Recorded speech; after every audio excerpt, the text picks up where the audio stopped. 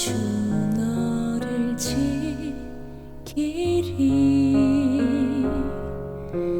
구주의 품에 거하라 늘 지켜주시리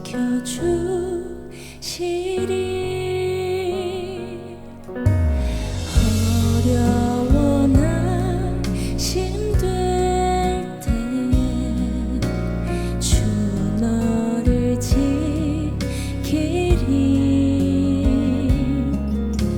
구주의 품에 거하라 늘 지켜주시리 너를 지키리 아무 때나 주 너를 지키리 어디서나 연약한 내 영혼 주님께서 품으시리 늘 지켜주시리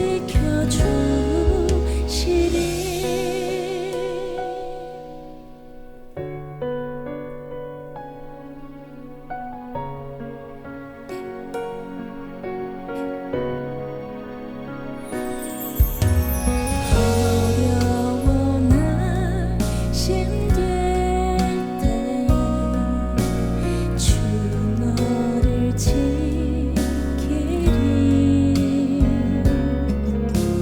구주의 품에 거하라 늘 지켜주시리 너를 지키리 아무 때나 주 너를 지키리 어디서나 연약한 내 영혼 주님께서 품으시리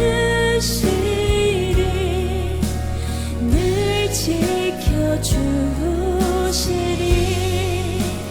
너를 지키리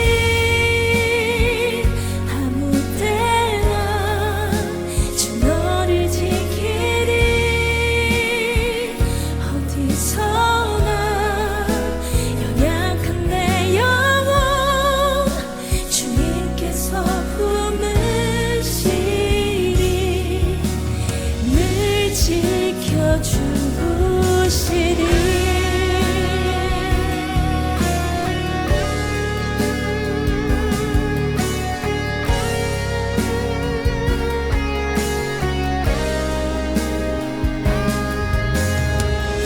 지치고 고나여도 넘어지지만 내 아버지 그 사랑이 지키리라 너를 지키리 아무 때나 주 너를 지키리 어디서나 연약한 내 영혼 주님께서 품으시리 늘 지켜주시리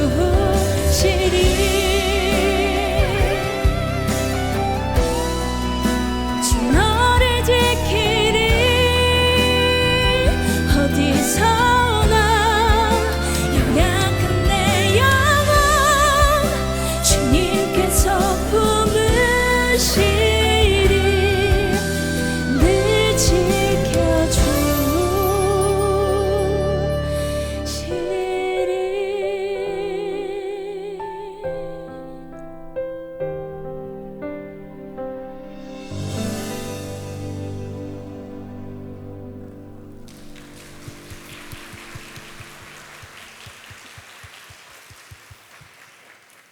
네, 안녕하세요. 저는 주엔이라고 활동하고 있는 유튜브도 하고 CCM 사역도 하고 이렇게 노래를 가르치기도 하는 주엔이라고 하는 뭐라고 해야 될까요? 크리스천 아티스트입니다. 네, 반갑습니다, 여러분. 네, 오늘 이 자리에는 새신자분들이라고 제가 들었는데요. 제가 여기 올라오기 전까지 하나님 한 2분, 3분 정도 멘트를 해야 하는데 제가 어떤 이야기를 해야 할까요? 이렇게 계속 질문을 했어요, 하나님께. 근데 제가 아까 이제 방금 들으신 곡이 제가 작년에 냈었던 CCM 곡인데요. 하나님께서 제가 되게 항상 평소에 위축이 좀 많이 돼요. 제가 부산 사람인데요, 여러분. 부산에서 서울에 와가지고 사투리를 너무 안 쓰죠. 제가 너무 자연스럽게 서울 사람 같잖아요. 근데 부산에서 엄마 아빠 울타리에 있다가 이렇게 서울에 와가지고 혼자서 지내니까 제가 항상 위축되어 있고 움츠러 있었는데 하나님께 기도하고 하나님을 의지할 때마다 제가 할 수 없는 일들, 제가 할 수 없는 지경의 일들까지 하나님께서 저를 통해 하시는 걸 제가 볼 수 있었어요. 그래서 제가 지금 이 자리에도 서 있고요. 아까 같은 그런 고백을 할 수 있는 그런 사람이 되었습니다. 물론 지금도 세상 사람들이 봤을 때 제가 무슨 크리스천이야 할 때도 많고, 또 어떨 때는 제가 봐도 하나님 저 되게 예쁘죠 할 때도 많고, 왔다 갔다 일반 우리 성도님들처럼 그렇게 살고 있는데요. 최근에 제가 몇 가지 일이 있었어요. 요즘 서울에 집값이 날리고 코로나 때문에 뭐 주식, 비트코인, 부동산 많은 것들이 조금, 우리 시기가 사실 코로나도 힘든데 많이 위축되고 힘든 시기잖아요.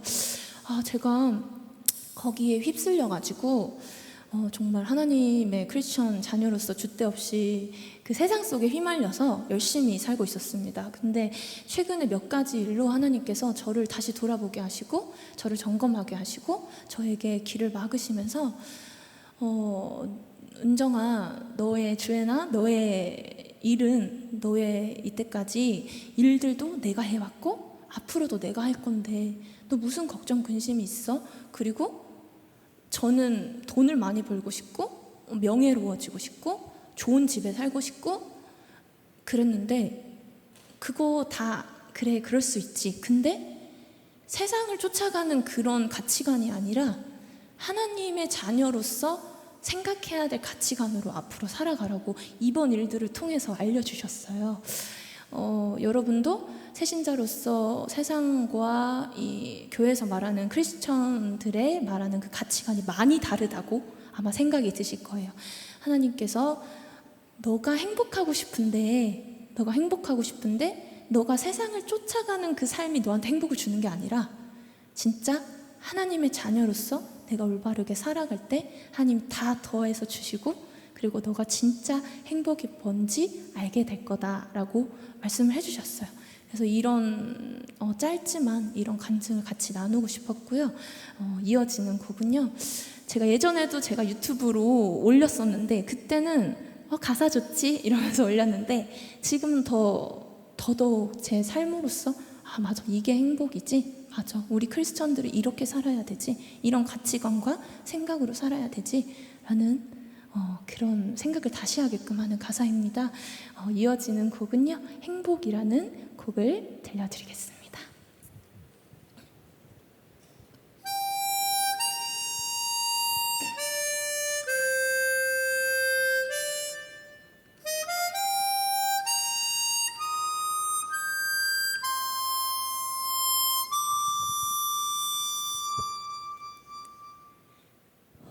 화려하지 않아도 정결하게 사는 삶, 가진 것이 적어도 감사하며 사는 삶, 내게 주신 작은 힘 나눠주며 사는 삶, 이것이 나의 삶의 행복이라오.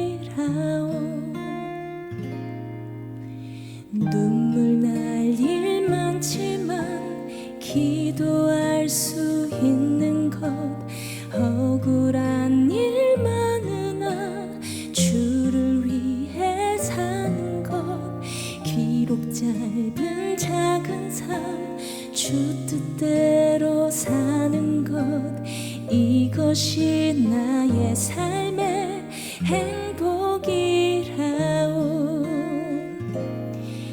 이것이 행복이라오. 세상은 알 수 없는 하나님 선물. 이것이 행복이라오.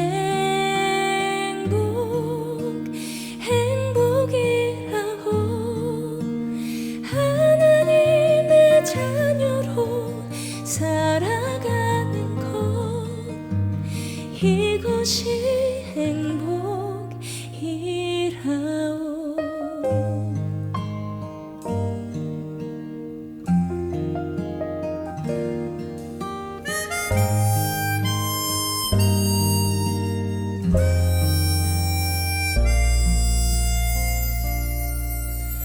눈물 날 일 많지만 기도할 수 있는 것.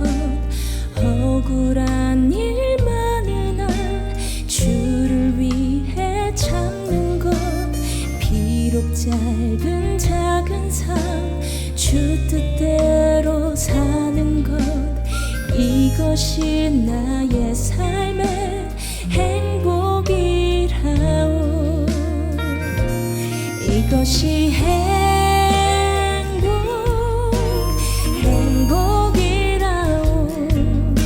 세상은 알 수 없는 하나님 선물. 이것이 행복이라오.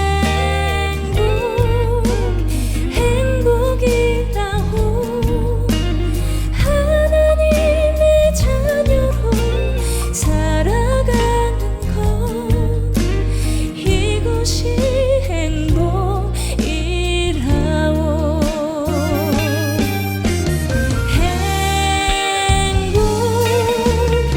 행복이라오.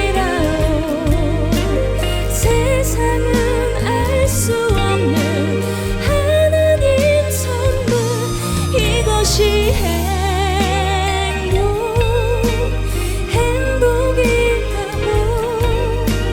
하나님의 자녀로 살아가는 것. 이것이 행복이라오.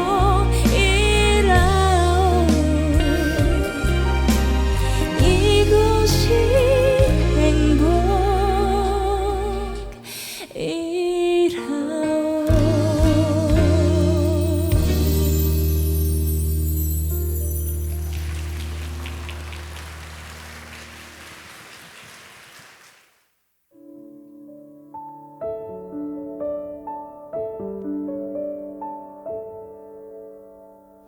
주의 교훈은 내 기쁨이요 내 갈 길을 인도해주는 길잡이입니다.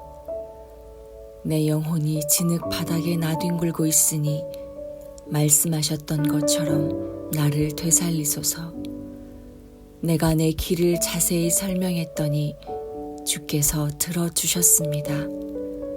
주의 율례를 내게 가르치소서. 주의 교훈의 길을 내가 깨닫게 하소서. 그러면 내가 주의 놀라운 일을 말하겠습니다. 내 영혼이 무거워 녹아내립니다. 주의 약속대로 내게 힘을 돋워주소서.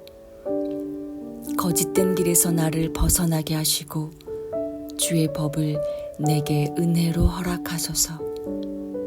내가 진리의 길을 선택했고 내 마음을 주의 법에 두었습니다.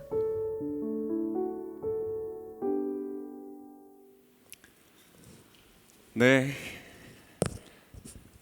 안녕하세요. 잘 오셨습니다. 오늘은 거리에 관한 이야기로 좀 이야기를 시작해 볼까 합니다. 거리. 요즘에 사회적 거리두기, 이 말로 거리라는 말에 어떻게 보면 좀 이렇게 알러지 반응이 생기는 것 같아요. 근데 거리, distance. 그래서 우리가 사회적 거리두기는 social distancing이라고 하죠. distance라는 거는 좀 떨어져 있다라는 그 접두사와 이제 위치라는 스탠스를 합쳐서 만든 말입니다. 그래서 어떤 위치와 위치 사이의 간격을 말하는 거죠. 근데 이 거리가 사실 굉장히 신비로운 겁니다. 이 거리 안에 어떤 의미가 있고요. 적절한 거리라는 것이 주는 어떤 그 임팩트가 있습니다. 여러분, 이 지구에서 태양까지의 거리가 어느 정도 되는지 아세요? 1억 5천만 킬로미터라고 합니다.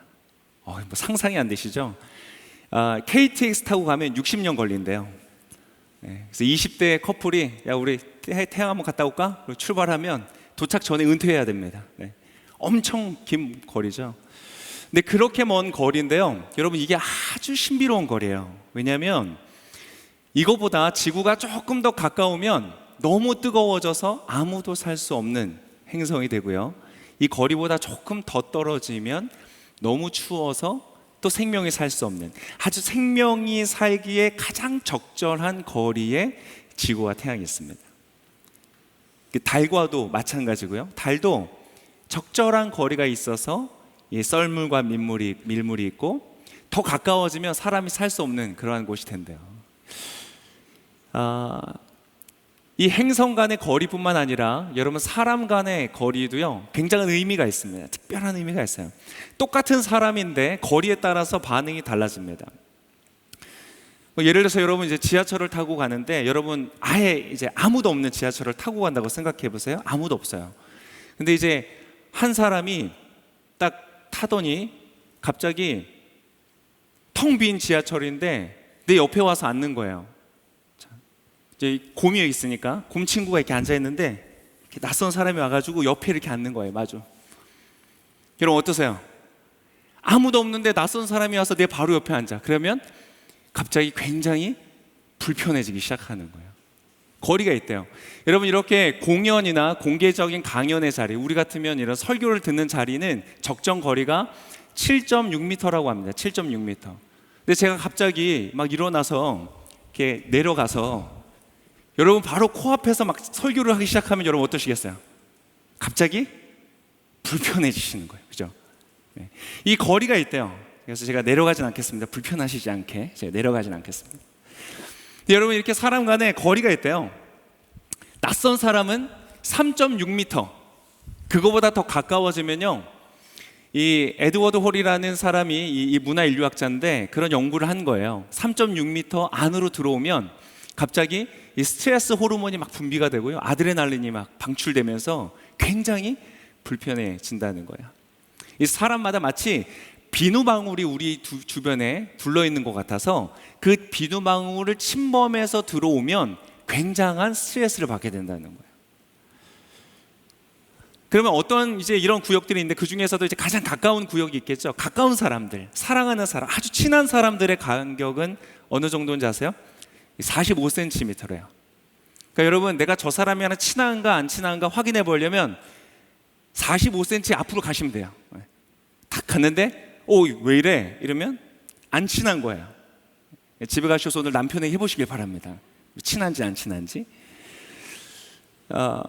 이 사람마다 적절한 거리가 있다. 그래서 여러분 재밌는 것은 우리가 누군가를 사랑할 때, 누군가를 배려할 때 거리로서 사랑을 하고 거리로서 배려할 수 있어요.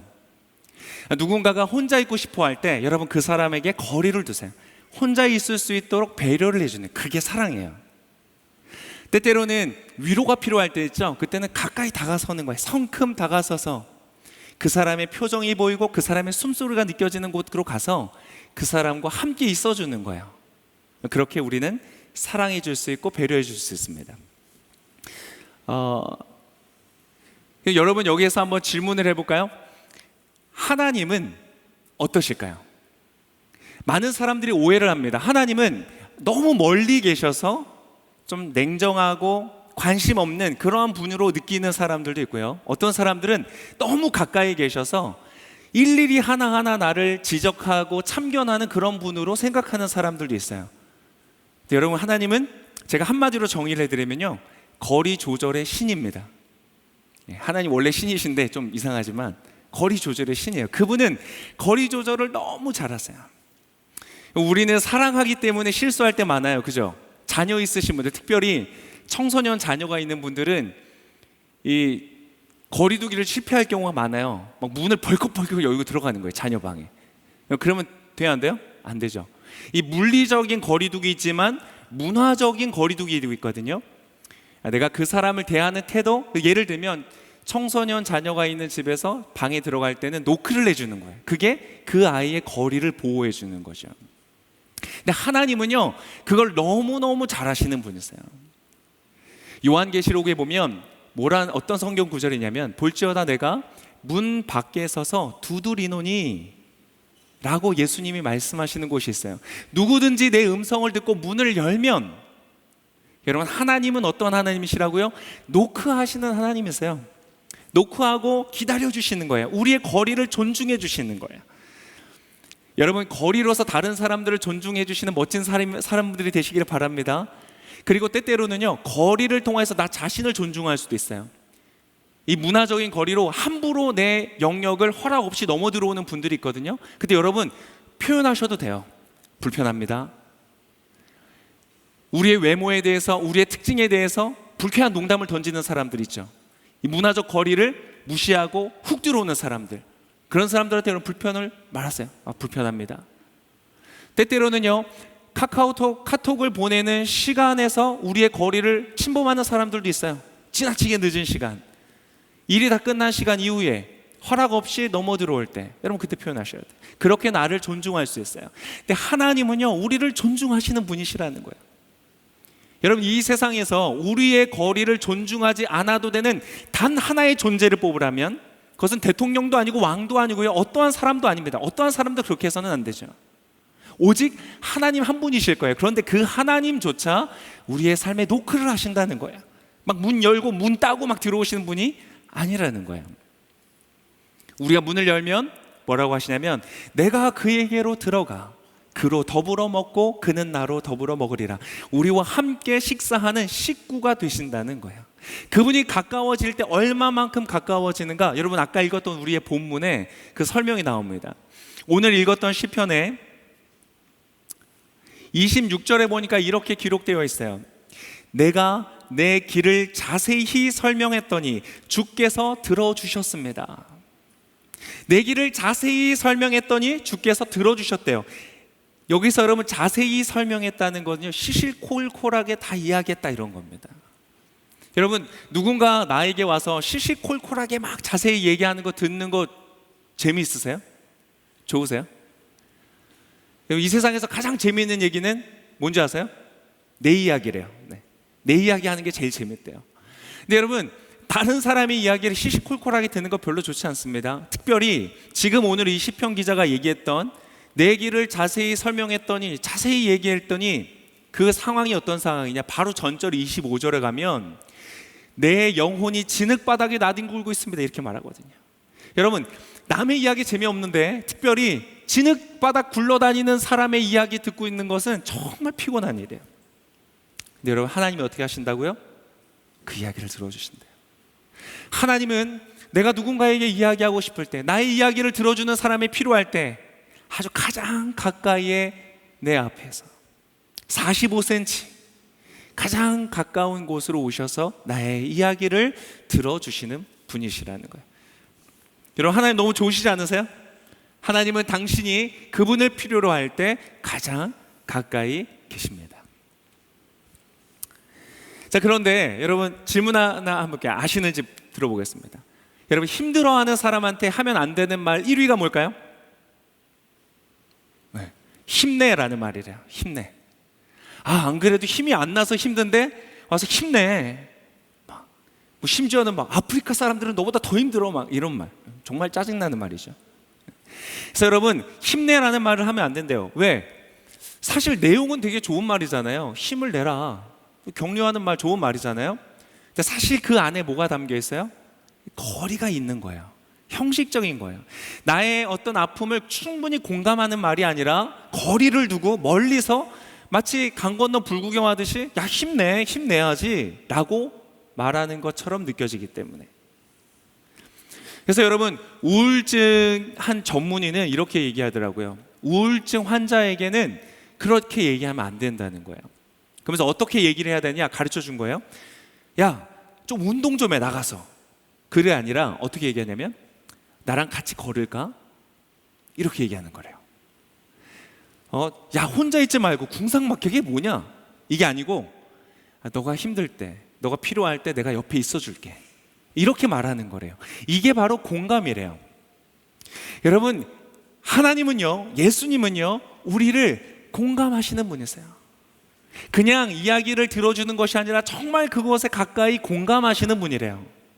그래서 히브리서에 이러한 말이 있어요. 히브리서 4장 15절에 이러한 구절이 있습니다.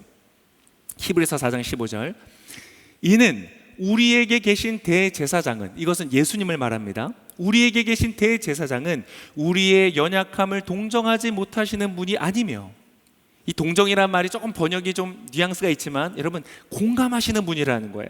공감하시는 분이시며 또한 모든 면에서 우리와 동일하게 시험을 당하셨으나 죄가 없으신 분이십니다 라고 말하고 있어요. 우리와 가까이 공감하신다는 거예요. 그래서 여러분, 때때로 우리가 진흙구덩을 나뒹굴 때, 아무도 나의 이야기를 할 수 없을 때, 그럴 때 하나님이 내 얘기 들어주실까? 너무 불편하지 않으실까? 막 이런 얘기하면 하나님 좀 싫어하지 않으실까? 이렇게 생각할 수 있어요. 근데 여러분, 하나님은 그렇지 않으세요. 전혀 불편하지 않으세요. 그것을 보여주는 곳이 뭐냐면 바로 크리스마스예요. 메리 크리스마스. 왜 크리스마스예요?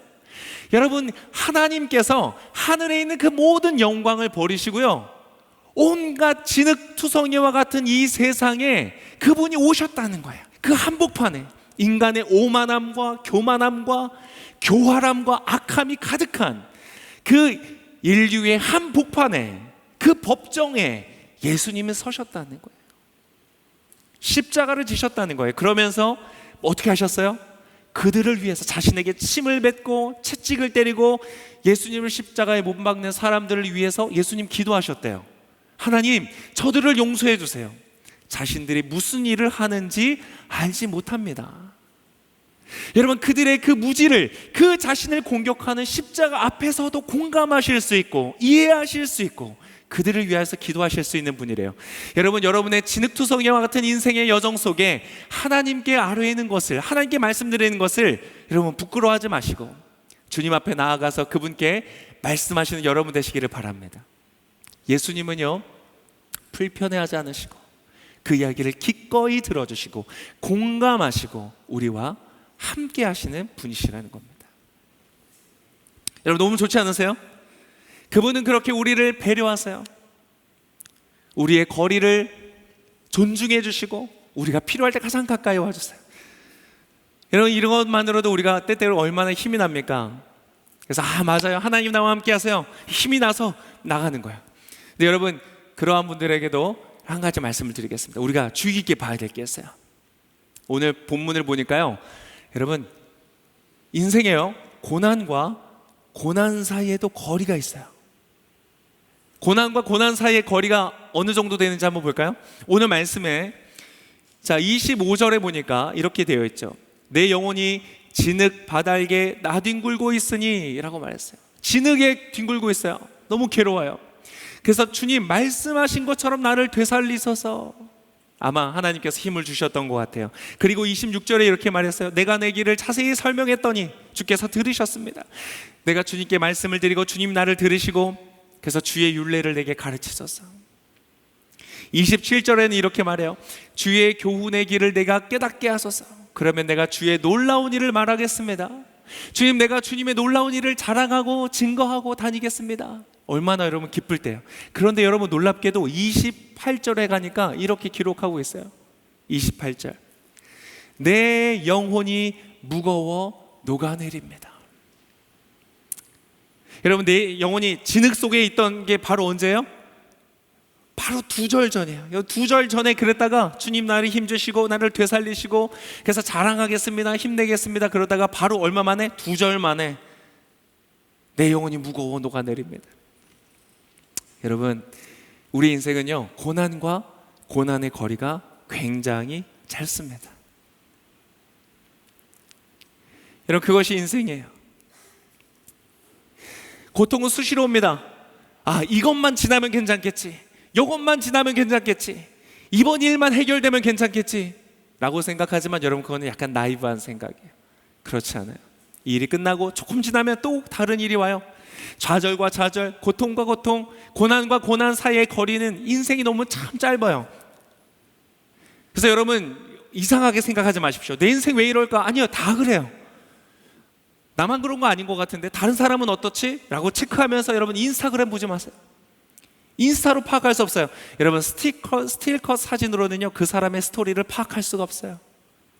밝고 기쁘고 행복하고 영광스러운 순간 뒤에 깊게 깔려져 있는 눈물과 슬픔과 고난의 시절들을 우리는 다 알 수 없어요. 근데 여러분 인생은요 고난과 고난의 거리가 짧습니다. 그래서 여러분 중요한 것이 있어요. 그래서 여러분 힘을 내고 용기를 내고 내 삶으로 나아가기 전에 여러분 제가 오늘 하나님께서 저에게 보여주신 것을 여러분과 나누기를 원합니다. 여러분 듣고 싶으세요? 안 듣고 싶으신 분은 저랑 거리를 멀리 하셔서 나가셔도 돼요. 네. 근데 여러분 만약에 관심이 있으시다면 마음을 가까이 해서 한번 들어보세요. 하나님께서 오늘 이 본문을 통하여 저에게 알려주신 거예요. 자, 진흙에서 나된 겁니다 라고 말했어요. 그 말은 어떤 뜻인가요? 진짜 진흙이 있고 막 거기서 뒹군다는 뜻이 아니죠. 이건 하나의 은유예요. 상징적인 거죠. 어떤 상태일까요? 내 영혼이 진흙 속을 나뒹군다는 말은 어떠한 뜻일까요? 너무나 수치스러운, 너무나 부끄러운 일을 당하는 거죠. 너무 절망스러운 일을 당하는 거예요. 때때로는 자기 연민의 진흙 속에 들어가기도 해요. 나 같은 게 뭐 할 수 있을까? 나의 인생은 왜 이럴까? 되는 게 하나도 없어. 날 사랑하는 사람 아무도 없어. 이렇게 느껴질 때가 있죠. 나는 살 가치도 없어. 내 인생은 실패, 이생망. 들어보셨어요? 젊은 사람들 많이 하는 말, 이생망. 이번 생은 망했어. 여러분 그렇게 우리의 삶에 느껴질 때가 있어요. 그런 것이 바로 이 진흙을 나뒹구는 것이죠. 그러면 우리의 영혼은 왜 진흙 속을 나뒹굴까요? 진흙과 같은 상황을 우리가 만나고 있기 때문이에요. 그렇죠? 내가 마땅히 나의 부모로부터 사랑을 받고 존중을 받고 나의 거리를 존중받고 배려받고 칭찬을 받고 축복을 받아야 되는 나의 부모로부터 지적을 당하고 모욕을 당하고 때때로는 학대를 당한 사람들도 있죠. 그래서 내 마음에 지워지지 않는 상처를 받을 때가 있어요. 내 영혼이 진흙을 나뒹구는 것이죠. 때때로는 내가 사랑했던 사람으로부터 버림을 받아요. 배신을 당해요. 내가 믿었는데 어떻게 내가 너에게 신뢰를 주고 사랑을 주고 내가 나의 열정과 에너지와 시간과 생명을 나누어 줬는데 나를 배신하는 거예요. 그때 우리의 영혼은, 우리의 삶은 진흙을 나뒹구는 것 같은 거예요. 때때로 어떤 사람은 아주 공들여서 노력하고 수고하고 목표로 달려갔던 길인데 그것이 시험이든 취업이든 어떠한 형태든 최선을 다해서 공들여서 수고하였는데 그것이 실패로 돌아갈 때 우리의 삶은 마치 진흙을 나뒹구는 것과 마찬가지. 우리의 삶에서는 그러한 일들을 만나는 거예요. 예측하지 못했던 사건들을 만나는 것이죠. 근데 여러분 지금 이 시편 기자는 바로 그러한 상황들을 만나면서 하나님 내 영혼이 진흙을 나뒹굽니다 라고 말하고 있어요. 근데 여러분 여기에서 중요한 것이 있어요. 잘 보세요. 내가 경험하는 나의 삶의 경험과 그리고 내가 그것을 느끼고 그것을 고백하는 나의 영혼과 그 사이에도요 여러분 거리가 있어요.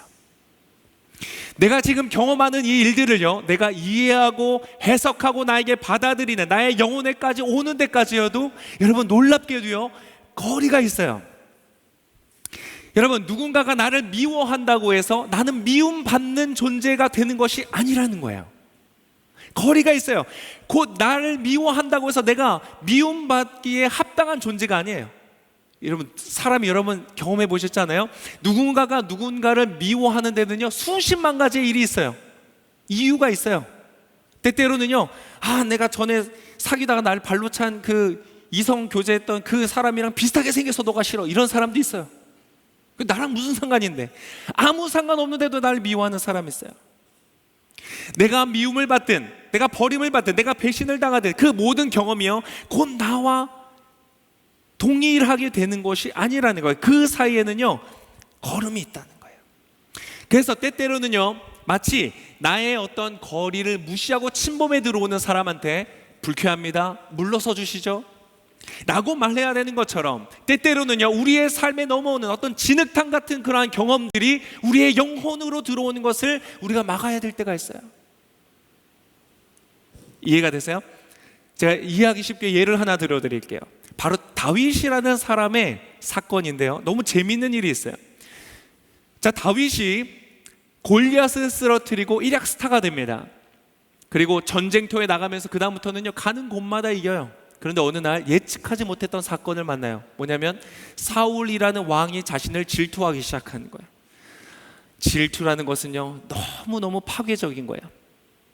사울이 다윗을 질투하기 시작하자 이제 다윗을 죽여야 되겠다는 생각을 해요. 그래서 다윗은 이락스타로 그 나라의 구원자로 주목받는 사람으로서 나타났던 다윗은요 한순간에 모든 것을 잃고 도망가야 되는 상황이 됐어요. 왕으로부터, 자신이 섬기고 자신이 충성했고 자신이 보호했던 국가로부터 버림을 받았어요. 그 나라의 공권력이, 군대가 자신을 추격해 오기 시작했어요. 여러분 얼마나 두려웠을까요? 얼마나 급했을까요? 아무리 용감한 사람이라도 여러분 국가 전체가 자신을 죽이려고 쫓아오는 이 무서운 상황 앞에서 여러분 얼마나 다급하게 도망갔을까요? 그래서 다윗이요 급하게 도망쳤던 곳이 어디냐면 가드라는 지역의 왕인, 가드가요 어떤 지역인 줄 아세요? 골리앗이 출신한 나라예요. 즉 적군의 나라에 간 거예요. 가드 왕인 아기스라는 사람에게 이 사람이 다급해서 도망갑니다.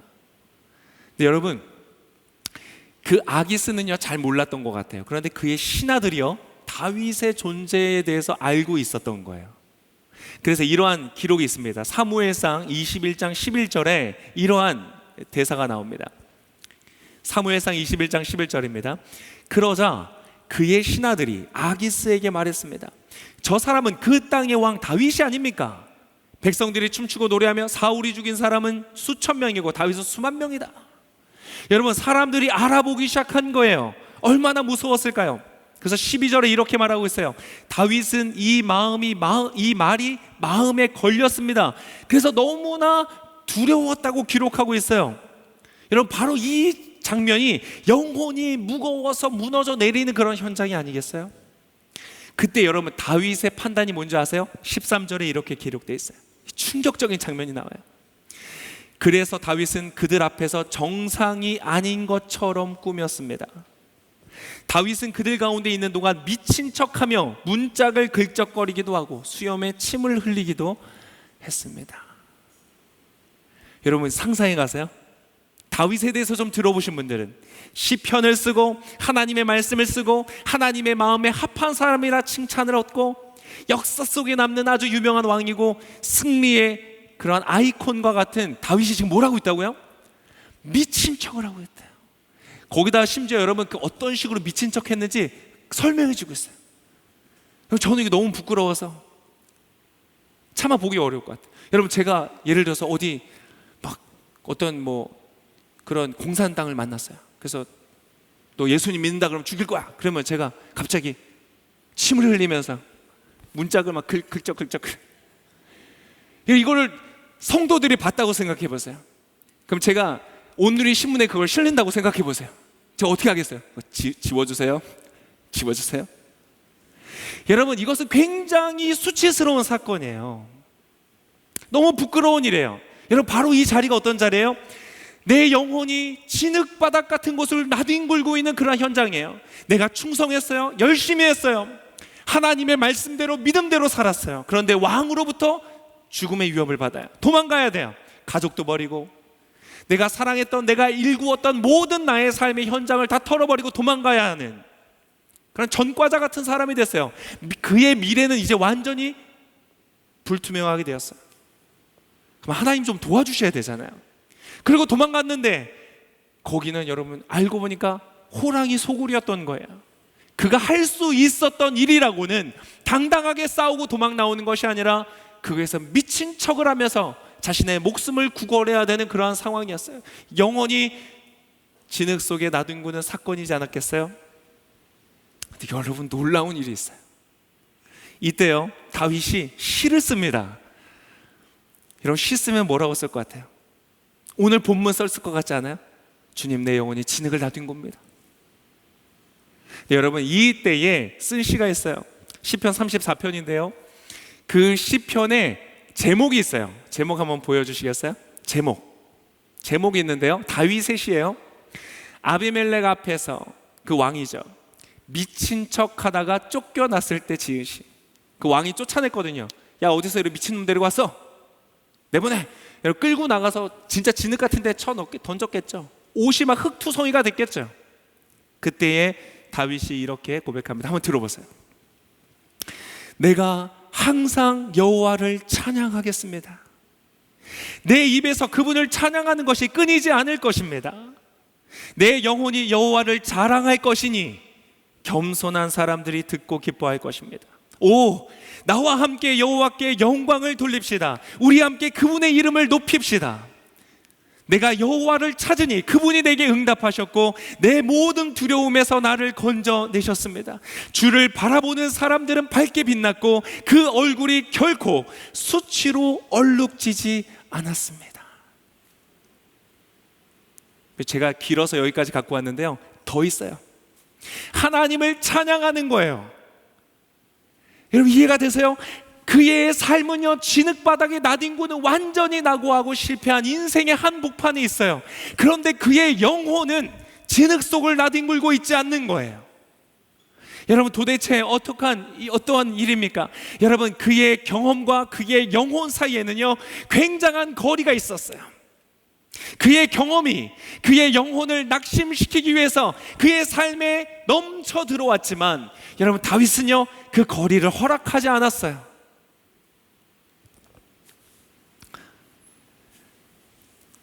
여러분 인생은 고난과 고난이 가깝습니다. 우리의 삶은요, 살아있는 동안 그 고난은 끊임없이 우리 가운데 올 것입니다. 우리가 진흙바닥을 건너야 한다고 해서 우리의 영혼이 진흙투성이가 될 필요가 없다는 것입니다. 누군가 나를 모욕했다고 해서 내가 존재의 가치가 없는 그러한 사람이 되는 것도 아니고요, 내가 하는 일이 실패했다고 해서 나의 인생의 모든 미래가 실패한 것도 아니라는 것입니다. 누군가가 나의 삶을 떠났다고 해서 내 삶이 끝난 것도 아니라는 것이에요. 여러분, 여러분의 삶의 경험이 여러분의 영혼을 삼키지 못하게 거리를 두는 지혜가 있으시기를 축복합니다. 내 영혼에는 주님이 함께 하셔. 나를 떠난 사람도, 내가 경험한 실패도, 내가 경험한 어떠한 삶의 모습들도 하나님보다 나에게 가까울 수 없어. 그분이 나의 삶을 인도해 주셔. 그분이 나를 보호해 주셔. 그분이 나를 응답해 주셔.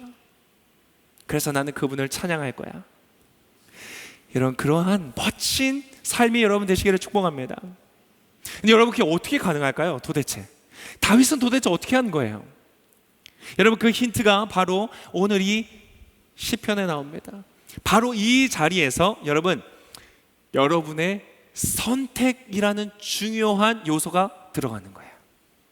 여러분의 선택이에요. 여러분이 만약 커피를 가까이 하는 분이면요, 여러분에게 늘 커피 향이 날 거예요. 여러분이 만약 담배를 가까이 한다면요, 여러분의 삶엔 담배 냄새가 늘 가까이 있을 거예요. 여러분이 무엇을 가까이 하느냐가 여러분의 삶의 향기를 결정하는 거예요.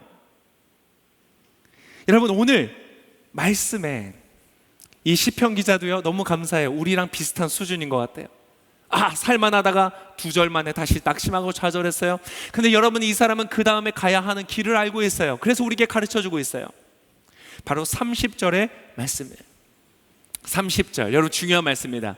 우리 같이 한번 여러분의 주보에 있는 말씀, 또 자막으로 나오는 말씀을 보고 함께 읽겠습니다. 시작. 내가 진리의 길을 선택했고 내 마음을 주의 법에 두었습니다. 여러분 진리를 선택하고요, 내 마음을 어디에 두는지를 결정하는 거예요. 내 마음, 내 영혼을 여러분 어디에 두었다고요? 다른 사람에게 두는 게 아니에요.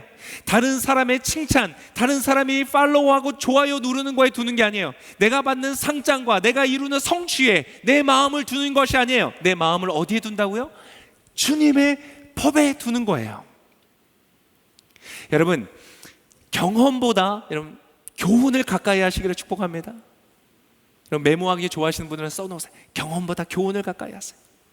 여러분의 영혼에 경험보다 교훈을 가까이 하세요. 그분의 가르침, 그분의 법, 그분의 약속에 내 마음을 두는 거예요. 여러분 어느 정도로 가까이 두는 거예요? 24절에 힌트가 나오는데요, 24절 이렇게 되어 있습니다. 주의 교훈은 내 기쁨이요 내 갈 길을 인도해 주는 길잡이입니다. 다시 한번 읽어드릴게요. 주의 교훈은 내 기쁨이요 내 갈 길을 인도해 주는 길잡이입니다.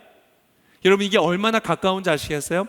주의 교훈이요 나의 기쁨이래요. 여러분 심리적인 거리가 보이세요? 굉장히 가까운 거예요. 무언가를 나의 기쁨으로 삼는다는 것은요 굉장히 가까운 거리에 두었다는 거예요. 여러분, 하나님의 말씀을 여러분의 기쁨으로 두시기를 바랍니다. 여러분, 예배하고 성경을 읽고 기도하고 하나님을 만나는 것을 여러분 기쁨으로 두시기를 바랍니다. 컴퓨터 게임하는 것보다 기쁨으로 두시길 바랍니다. 어떤 사람을 만나는 것보다 더 기쁨을 두세요. 그러면 여러분 그것을 더 가까이 두시는 거예요.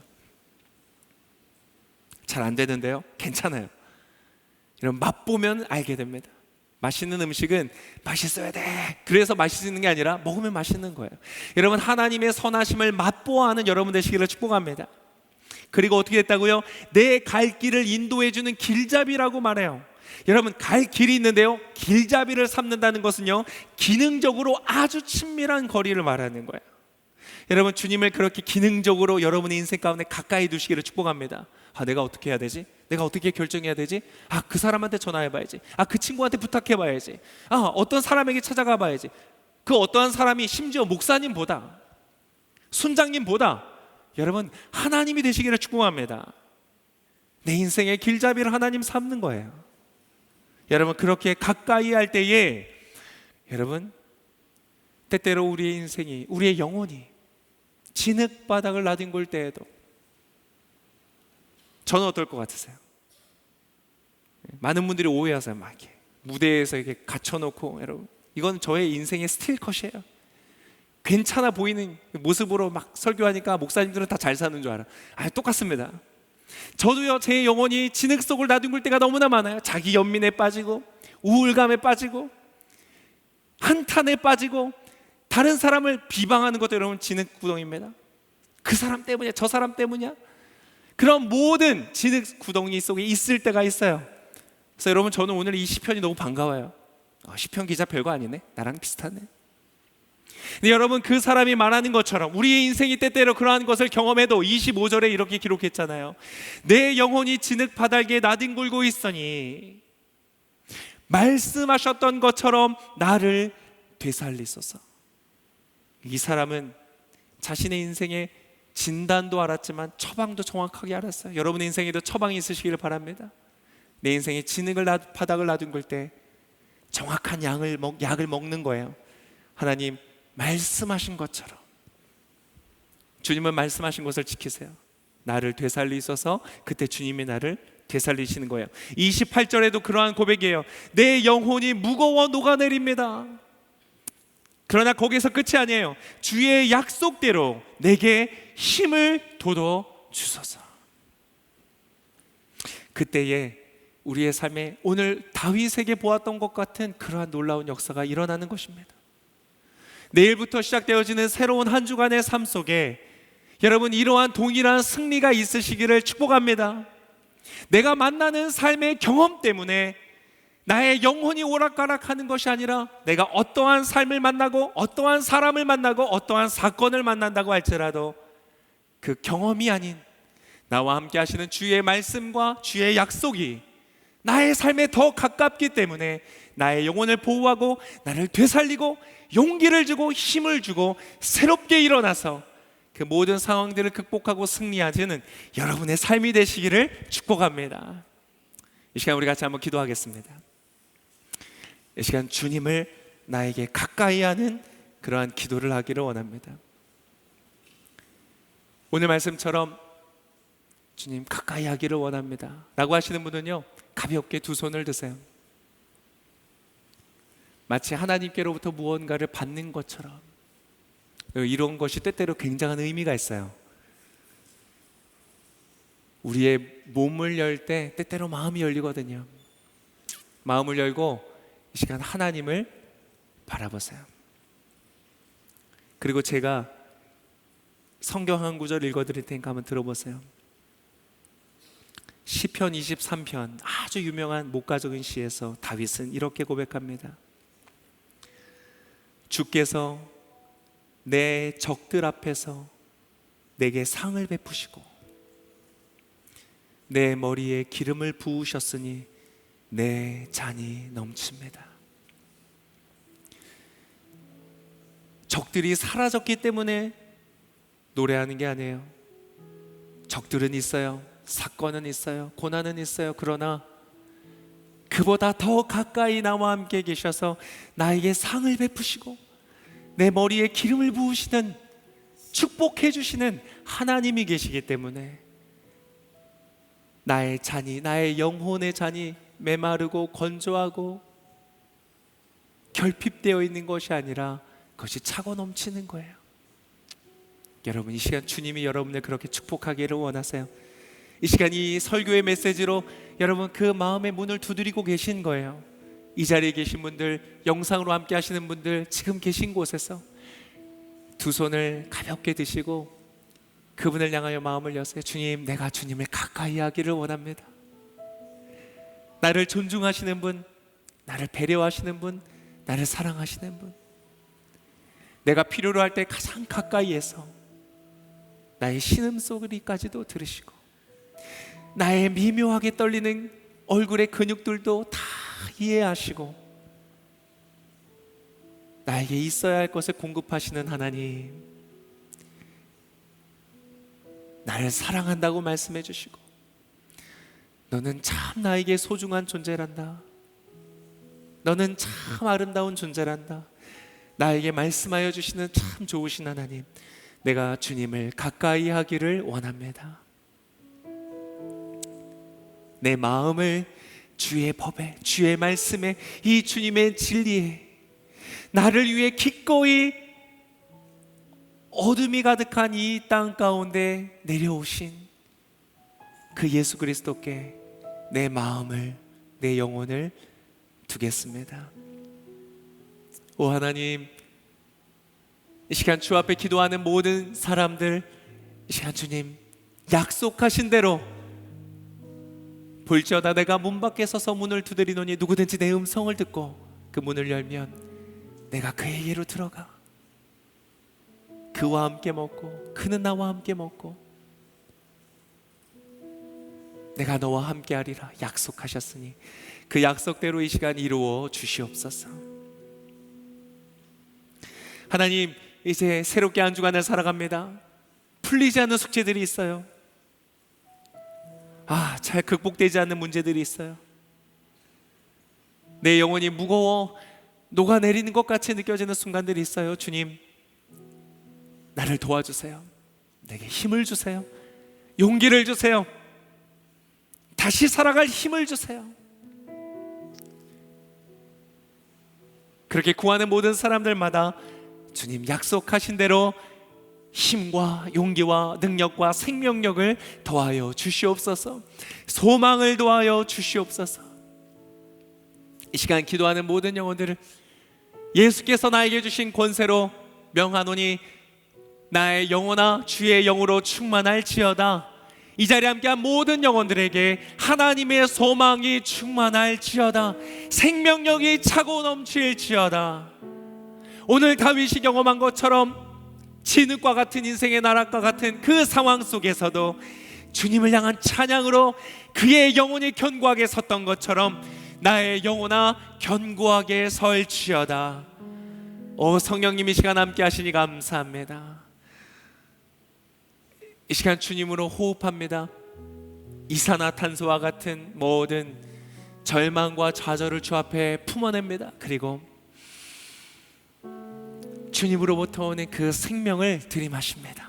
하나님, 이 놀라운 생명으로 우리로 살게 하시며 이 한 주간 주님의 그 말씀 위에 승리하는 우리의 삶이 되도록 축복하여 주시옵소서.